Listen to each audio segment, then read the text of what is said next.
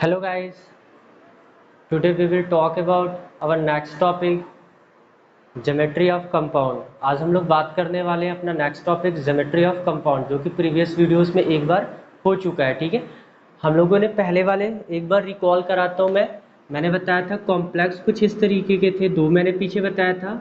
This one in general configuration में दो मैंने एग्जाम्पल लिए थे आपको, ठीक है, कुछ इस तरीके से। तो मैंने इन जनरल प्रेडिक्टेशन किया था कि अगर कोऑर्डिनेशन नंबर 6 हुआ तो इन जनरल अगर स्ट्रॉन्ग लिगेंड होता है स्ट्रॉन्ग, और दूसरा क्या होगा वीक होगा। जब स्ट्रॉन्ग लिगेंड होता है तो ज्योमेट्री कैसी होती है, इनर मतलब कि इनर डी ऑर्बिटल D2sp3 होगा और ऑक्टाहाइडल ही बनेगा। अगर वीक हुआ तो आउटर डी बनेगा, sp3d2 बनेगा, और ये क्या होगा, ये भी ऑक्टाहाइडल होगा। ठीक है, तो अब जरूरी नहीं कि सिर्फ लिगेंड पे ही डिपेंड करे, उसके ऑक्सीडेशन नंबर पे भी डिपेंड करता है, mean that central metal atom पे भी डिपेंड करता है। तो आपके एनसीईआरटी में ऐसे कोई भी एग्जांपल नहीं आपको प्रेजेंट है जो कि इसको मतलब कि डिस्ट्रैक्ट कर सके। जो भी होगा मैं कुछ यहाँ पे लाइन से नोट में लिख दूंगा जो डिस्ट्रैक्ट करेंगे, जिससे हमारे पास कुछ और नए आइडियाज निकल के आएंगे जो लिगेंड को मतलब लिगेंड को छोड़ के सेंट्रल मेटल एटम पे डिपेंड करेगा। ठीक है, तो हम लोग आज बात करेंगे किसकी, दूसरे टॉपिक कोऑर्डिनेशन नंबर 4 की। तो पहले इसके कुछ और एग्जांपल नोट कर लो, जैसे आप एक दो और एग्जांपल नोट करो। जैसे आप बताओगे titanium H2O whole 6 2 plus 3 plus आप नोट कर लो। ठीक है, जैसे एक एग्जांपल ये होगा, दूसरा एग्जांपल आप नोट कर लो, जैसे हम मैं बताऊं MnH2O होल 6 2 प्लस, इन सब का हाइब्रिडाइजेशन आपको प्रेडिक्ट करना है। तीसरा एग्जांपल आप जैसे नोट कर लो, एक और दो तीन एग्जांपल हमारे पास है तो मैं उसको आपको बता दे रहा हूँ। ठीक है, chromium H2O whole 6 2 plus 3 plus, इस तरह के इसका एग्जांपल आप नोट कर लीजिए। ठीक है, क्रोमियम पे +2 चार्ज रखना है, यहाँ पे +2 है तभी काम कर जाएगा। ठीक है, यहाँ पे नोट कर लो, देख लो कैसे आ रहा है। ये तीन एग्जाम्पल आप अपने में नोट कर लो, ये नॉर्मल बेसिस पे लग जाएगा। अब मैं कुछ ऐसे ऐसे हमारे पास एग्जाम्पल बता रहा हूँ जो कि स्ट्रॉन्ग लिगेंड होंगे बट वो वीक की तरह काम करेंगे, और वीक होंगे स्ट्रॉन्ग की तरह काम करेंगे, वो आप जरूर देखना। ठीक है, मैं उसका एग्जाम्पल देता हूँ, जैसे इसको ऊपर वाले को रेस करता हूँ, इसको आप नोट करो। एनओटी नोट में करता हूँ, ठीक है, इसमें करता हूँ भाई, नोट में करता हूँ। तो आप इसको देखो मैं कौन कौन से एग्जाम्पल को मेंशन करता हूँ। मेंशन करने में पहला कॉम्प्लेक्स हमारे पास होगा, पहला जो कॉम्प्लेक्स होगा वो हमारे पास है CO NH3 whole 6 NH3 whole 6 CO NH3 whole 6 chromium है यहाँ पे, ये 3 प्लस कर लेना। लिगेंड कैसा है, स्ट्रॉन्ग है, लिगेंड कैसा है, स्ट्रॉन्ग लिगेंड। ठीक है, कैसा हमारे पास लिगेंड है, स्ट्रॉन्ग लिगेंड है। नेक्स्ट एग्जांपल हमारे पास है CO H2O होल 6 3 प्लस, ये कैसा है, वीक लिगेंड है। मैं लिगेंड बता रहा हूँ आपको, ज्योमेट्री और हाइब्रिडाइजेशन बता रहे हैं। ये सब ऐसे मतलब कॉम्प्लेक्स है जो कि हमारे पास सब पे डिपेंड करेगा, लिगेंड पे भी डिपेंड कर रहा है, सेंट्रल मेटल एटम पे भी डिपेंड कर रहा है। जब तक आप ऑर्बिटल्स नहीं बनाओगे तब तक पता नहीं चलेगा। नेक्स्ट हमारे पास एग्जांपल एक और ले लो आप, जैसे एक और आप केसेस ले लो, एक और आप केसेस ले लो, जैसे मैं बता रहा हूँ कि कौन सा हो जाएगा, आउटर डी ऑर्बिटल काम करेगा। हाँ, एक और ले लो, CO NH3 होल 6 2 प्लस। ये देखो तीन एग्जाम्पल है, मैंने अभी तीन मेंशन किया, तीन आप यहाँ से देख के आप नोट कर लीजिए। ठीक है, जल्दी से नोट करो इसको। नोट करने के बाद इसको हाइब्रिडाइजेशन आपको बताना, ज्योमेट्री बताना और विटली स्केच करना, तभी पता चलेगा। नेक्स्ट हम लोग स्टार्ट करते हैं कोऑर्डिनेशन नंबर 4। कोऑर्डिनेशन नंबर 4 बताते हैं, इसको नोट कर लीजिए। ठीक, कोऑर्डिनेशन नंबर 4 में देखो हम लोग दो चीज़ पहले पढ़ते हैं। एक तो ज्योमेट्री दो होगी, एक तो हमारे पास क्या होगा, टेट्राहेड्रल, टेट्राहेड्रल। दूसरा कौन सा होगा, स्क्वायर प्लेनर, स्क्वायर प्लेनर। इतनी बात क्लियर। टेट्राहेड्रल होगा तो रिप्रेजेंट करेंगे TD से और इसको SP से। ये किसके लिए होगा, ये जब हमारे पास sp3 हाइब्रिडाइजेशन होगा। कौन सा होगा भाई, sp3। इसमें क्या होगा, sp2 भी हो सकता है, sp2d, सॉरी कितने होंगे, 4 होंगे ना, sp d2s dsp2 ओवर और sp2d या तो आउट इनर ऑर्बिटल बनेगा या तो आउटर डी ऑर्बिटल बनेगा, वो डिपेंड करेगा हमारे पास ऑर्बिटल के कन्फिग्रेशन पे। ठीक है, ये हो गया। और ये कब बनेगा सर? ये वीक होगा। इन जनरल रूल में बता रहा हूँ, ये वीक होगा और ये क्या होगा हमारे पास? स्ट्रांग होगा। इन जनरल रूल, यहाँ पे भी रूल को डिस्ट्रैक्ट करने वाले कुछ आएंगे। तो एग्जाम्पल देख लो, जैसे एग्जाम्पल देख लो, जैसे देखो एक एग्जाम्पल पहला हमारे पास Ni, या सिंपल से कैसे देखो FeCl4 4 माइनस। ठीक है, और यहाँ पे एक ले लेता हूँ FeCl4 2 माइनस। ठीक, तो पहले सेंट्रल मेटल एटम को ऑक्सीडेशन नंबर फाइंड आउट करो, कितना होगा? Fe2 प्लस Fe2, यहाँ पे 2 सॉरी 2 होगा। Fe2 क्लोरीन पे कितना होता है? -4, तो उधर जाएगा प्लस होगा, यहाँ पे 2 है तो +2 होगा, तो डायरेक्ट में लिखो 3D8 हो गया। 3D8 के बाद क्या आएगा? 4s आएगा, तो 3DS 3D8 है तो 1 2 3 4 5 1 2 3 4 5 6 7 8 हो गया। डन, 8 हो गया। s ऑर्बिटल क्या होंगे? ब्लैंक होंगे। इसके बाद क्या आएगा? p ऑर्बिटल्स आएगा, p ऑर्बिटल 3 हो गए p ऑर्बिटल में। अब लिगेंड कैसा? वीक होगा, तो पेयरिंग होगा नहीं, पेयरिंग में होगा नहीं तो इसके पास वैकेंट ऑर्बिटल d वाले को है नहीं, तो इसको बाहर निकाल दीजिए, कोई काम नहीं है, क्योंकि 3 मैंने बताया था जितने कोऑर्डिनेशन नंबर होंगे उतना ही वैकेंट ऑर्बिटल उसको चाहिए। तो अब तो है नहीं है, तो फ्रंट वाला देखो ये 4s 4p का होगा, तो एक क्लोरीन इसमें आएगा, दिस वन,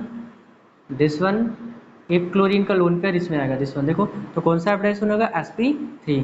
तो पहला रूल फॉलो कर रहा, टेट्राहाइड्रल कोऑर्डिनेशन नंबर 4 sp3, और किसके लिए होगा? लिगेंड वीक होगा। अब स्ट्रॉन्ग की बात करते हैं, सेम केसेस। Fe पे कितने चार्ज है? Fe2 प्लस है। ठीक है, 3D8 हो जाएगा। 3D8 के बाद क्या इन्वॉल्व होगा हमारे पास? S होगा, फिर क्या होगा? 4p होगा। D का ऑर्बिटल आप बना लीजिए भाई, D के ऑर्बिटल को सेट करिए, 1 2 3 4 5 6 7 8। डन।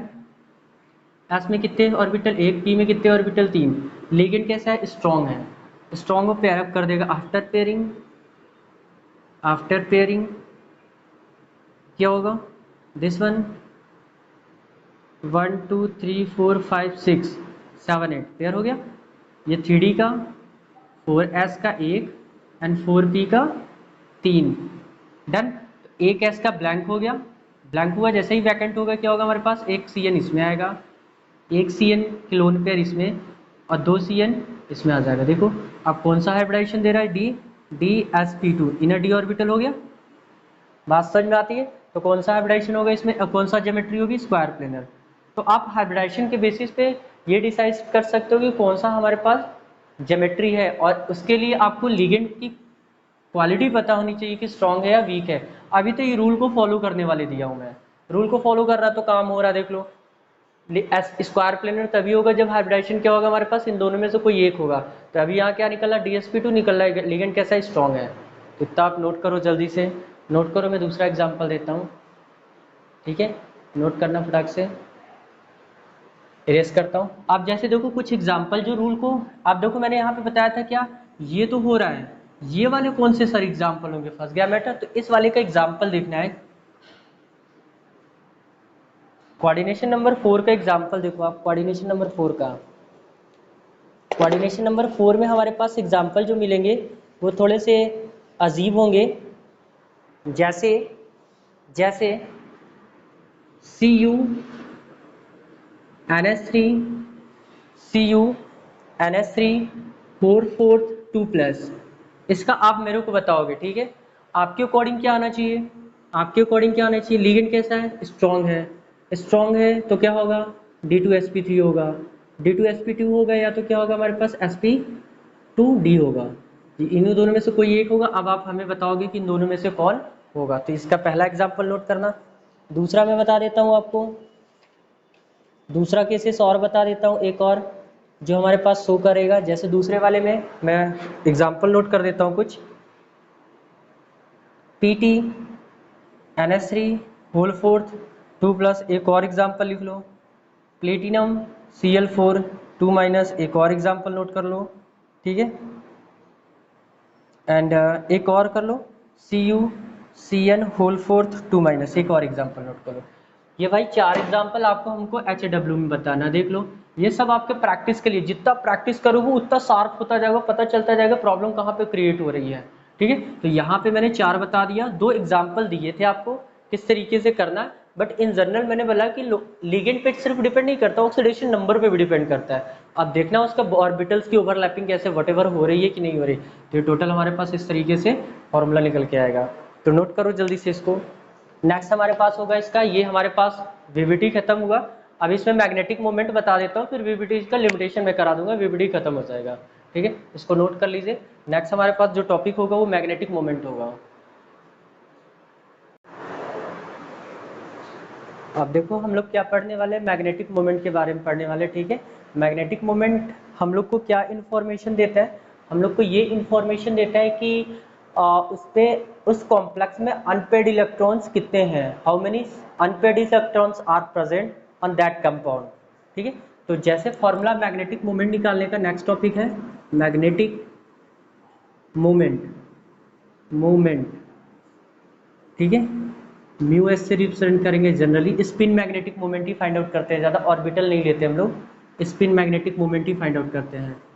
तो अब देखो इसका इन जनरल फॉर्मूला होता है म्यू एस इक्वल टू होता है under root n n plus two, n n plus two B M होता है। बी एम क्या है, बी एम क्या है, बोर मैगनेटॉन है। बी एम क्या है, बोर मैगनेटॉन। बी एम क्या है, बोर मैगनेटॉन टॉन। ठीक, एन क्या है, where n number of unpaired electrons है। ठीक है, नंबर ऑफ अनपेयर्ड इलेक्ट्रॉन है। ठीक, तो मैग्नेटिक मोमेंट इन्फॉर्मेशन क्या देता है, हम लोग के पास कॉम्प्लेक्स में अनपेयर्ड इलेक्ट्रॉन की पोजीशन मीन्स दैट कितने नंबर ऑफ अनपेयर्ड इलेक्ट्रॉन है ये बताता है। ठीक है, अब हम लोग चलते हैं कैसे सीखते हैं अनपेयर्ड इलेक्ट्रॉन को निकालने का तरीका। तो देखो मैं एक दो एग्जाम्पल देता हूँ यहाँ पे। पहला एग्जाम्पल है, लेट अस अज्यूम दैट, हम बात कर लेते हैं F E C N whole 6 ऊपर 3 माइनस कर दूँ। सब फर्स्ट ऑफ ऑल आप एफ ई पे ऑक्सीडेशन स्टेट निकालो, तो एक्स माइनस 6 स्क्वायर टू 3, तो कितना होगा एफ ई 3 प्लस, आ गया डन 100%। डी, तो अब कन्फिग्रेशन क्या होता है, एफ ई के एक्चुअल में कन्फिग्रेशन कैसा होता है 26 4s2 एंड 3d6 होता है। ऑक्सीडेशन स्टेट कितना है भाई, एफ ई 3 प्लस आ गया, दो यहाँ से जाएंगे एक यहाँ से आएगा, तो बचा क्या हमारे पास डी ऑर्बिटल्स में 6 इलेक्ट्रॉन, 1 2 3 5 इलेक्ट्रॉन, सॉरी 1 2 3 4 5 आ गया डन। अभी तक यहाँ पे किसी को दिक्कत नहीं, दिक्कत, दो यहाँ से गए और एक यहाँ से गया, बचा क्या 3d5 Fe3 clear. D orbitals में कितने इलेक्ट्रॉन्स हो गए, 5 हो गए। 5 में अब सी एन कैसा है, स्ट्रॉन्ग लिगेंड है, कैसा है भैया, स्ट्रॉन्ग लिगेंड। क्या करेगा, पेयरअप करेगा। आफ्टर पेयरिंग, पेयरिंग देखना, ठीक है। बहुत लोग गड़बड़ ये करते हैं कि ऑक्सीडेशन स्टेट सिर्फ देख के ऐसे फील कर देते हैं, लिगेंड नहीं देखते हैं। जब लिगेंड नहीं देखोगे तो गड़बड़ हो जाएगा भाई, लिगेंड का भी तो काम होता है। स्ट्रॉन्ग लिगेंड क्या करता है, पेयरिंग करता है, और जो हमारे पास वीक लिगेंड होता है पेयरिंग नहीं कर पाता। तो स्ट्रॉन्ग लिगेंड पेयरिंग करेगा, तो आफ्टर पेयरिंग कितने हो जाएंगे भाई, 1 2 3 4 5। देखो एक हमारे पास अनपेड इलेक्ट्रॉन यहाँ पे क्या हो गया, बच गया, एक अनपेड क्या हुआ, बच गया। तो एन इक्वल टू कितना हो गया 1, एन इक्वल टू कितना हो गया 1, फॉर्मूले में पुटअप करो, एन की वैल्यू 1 है, तो under root n n plus 2 B M, तो क्या हो जाएगा हमारे पास, एन की वैल्यू 1 है, 1 प्लस 2 बी एम। ठीक है, कितना आ जाएगा हमारे पास, अंडर रूट 3 बी एम, इसकी वैल्यू आएगी 2.86 के करीब आएगी बी एम। ठीक है, आप देखो बहुत ज़बरदस्त कॉन्सेप्ट बता रहा हूँ। जितने भी फुल रूट होंगे, जैसे हम लोग बात करते हैं, क्या बात करते हैं 36, अंडर रूट 36 की वैल्यू कितनी होती है 6, तो तुम्हारा हमेशा आंसर आएगा 35 आएगा, हमेशा 35 आएगा, कभी भी एक दो कदम पीछे नहीं आएगा, सिर्फ एक स्टेप पीछे आएगा। तो जब 36 का 6 हो रहा तो 35 को कितना होगा, 5 पॉइंट कुछ समथिंग होगा, आप लिख दो 98691 कुछ समथिंग करके हो जाएगा। ठीक है, बहुत ज़बरदस्त रूल है। अगर ये अंडर रूट 25 होता है तो अंडर रूट 25 की वैल्यू कितनी होती है, 5 होती है, आपका आंसर कितना आएगा, एक स्टेप पीछे आएगा, 24 आएगा। जब इसका 5 होता है तो आपका कितना हो जाएगा, हमारे पास 4.86 के करीब हो जाएगा। अगर आपका आता है 36, जस्ट 16 आता है, 16 का कितना होता है 4 होता है, तो आपका आंसर कितना आएगा 15, तो आंसर कितना होगा 3.9686 हो सकता है, ये आ सकता है। अगर आपको निकालना है तो ठीक है, नहीं डायरेक्ट वो अप्रॉक्स में आंसर होगा। जैसे यहाँ पे देखो अंडर रूट 3 आया, एक स्टेप पीछे किसके, √4 के। √4 का कितना होता है, 2 होता है, सॉरी, तो इसका कितना हो जाएगा हमारे पास 4 होता है, इसका होता है 1.86 आ जाएगा। देख लो 4 का 2 होता है तो 3 का कितना हो जाएगा, एक कम होएगा तो 1.86 हो गया। निकला, मेरी बात समझ आ रही? तो बहुत ज़बरदस्त कॉन्सेप्ट है, यहाँ से काम कर सकते हो आप। हालांकि अंडर रूट में भी लिखोगे तो भी कोई गलत नहीं, बोर मैगनेटॉन। पहला एग्जाम्पल नोट करो, दूसरा बताता हूँ, नोट करो जल्दी जल्दी जल्दी नोट करो। दूसरा देखो, दूसरा पॉज कर करके आप कर लेना, ठीक है। दूसरा एग्जाम्पल देखो मैं क्या कर रहा हूँ, दूसरा FeCN को होल 6 ऊपर 4 माइनस, इसमें बताना है आपको, जल्दी बताओ इसमें कितना आएगा। Hurry up hurry up hurry up, जल्दी।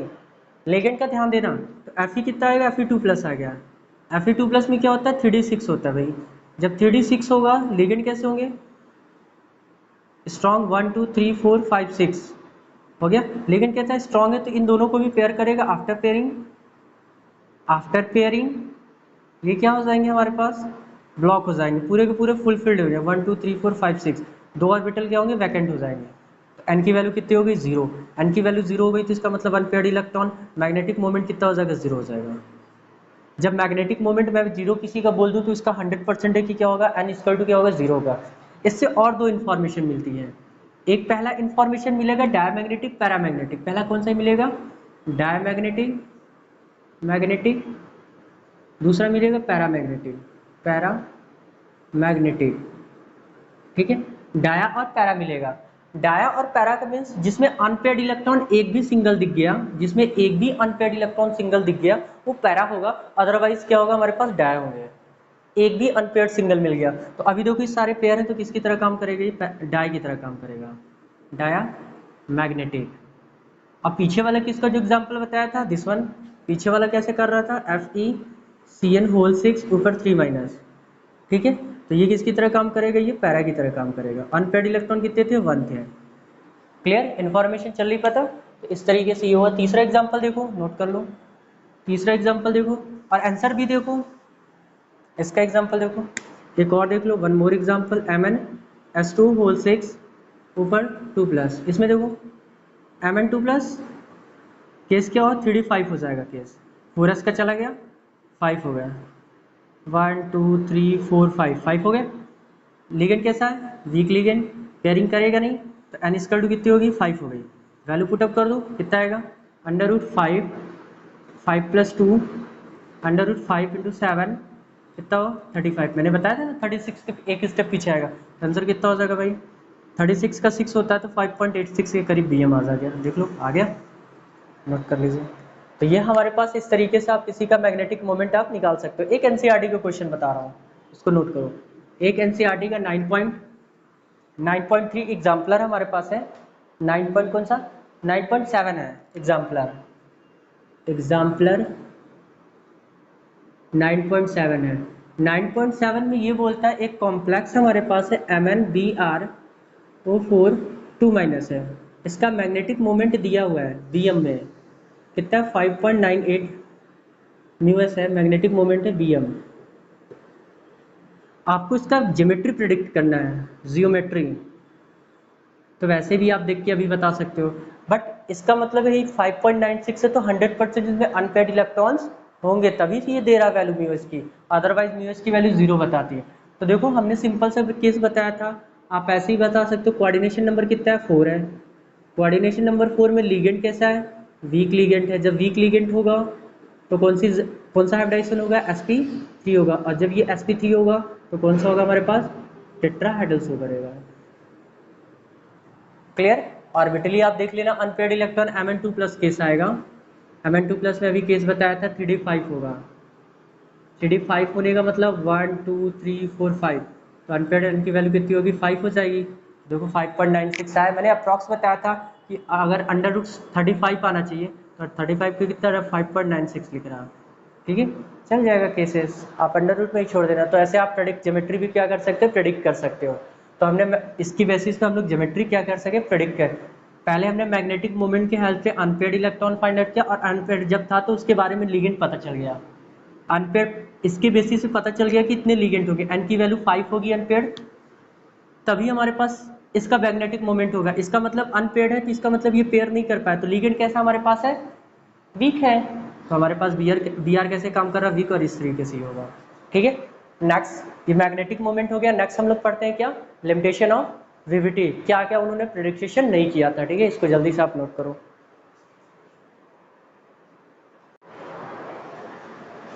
तो देखो हम लोग का नेक्स्ट इसी में टॉपिक था। नेक्स्ट हम लोग पढ़ते हैं लिमिटेशन ऑफ विविटी। विविटी के अकॉर्डिंग बहुत सारी इंफॉर्मेशन दी है, बट उसमें ड्रॉबैक रहा है। जो कि ड्रॉबैक ये हमारे पास 5 मेन मैंने टॉपिक यहाँ पे लिखा हुआ है। It could not distinguish between the strong ligand and week ligand.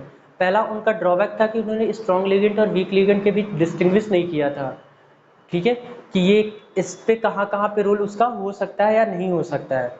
दूसरा, it could not explain the colour and spectra of the complex. सबसे बड़ा फॉल्ट यही था कि कॉम्प्लेक्स का कलर और स्पेक्ट्रा नहीं बता पाए थे, जो कि हम लोग कुछ CFT में पढ़ेंगे। ठीक है, next, it could not explain the magnetic behaviour and effect of temperature. अब इसमें इन्होंने ये नहीं बताया कि मैग्नेटिक मोमेंट, आप सोच रहे हो कि अभी सर हमने पीछे मैग्नेटिक मोमेंट पढ़ा, फिर ये ऐसा क्यों लिखा है। पढ़ा तो था, बट फुल इन्फॉर्मेशन नहीं दी थी। जैसे ये हो रहा था कि कभी कभी जो एक्सपेरिमेंटल मैग्नेटिक वैल्यू थी, जैसे मैंने पीछे दिया था MnBr होल 4 माइनस 5.967 था, तो जो एक्सपेरिमेंटल वैल्यू हो रही थी वो हमारे पास थ्योरेटिकल वैल्यू से मैच ही नहीं हो रही थी। तो उसके बारे में, मैग्नेटिक बिहेवियर के बारे में हम लोग को एक्सप्लेन नहीं किया। दूसरा, टेम्परेचर का इफेक्ट भी नहीं बताया कि टेम्परेचर के इफेक्ट होने पे मतलब क्या वेरिएशन होंगे। Last, second, it could not explain stability of complex, और इन्होंने कॉम्प्लेक्स की स्टेबिलिटी भी नहीं बताई।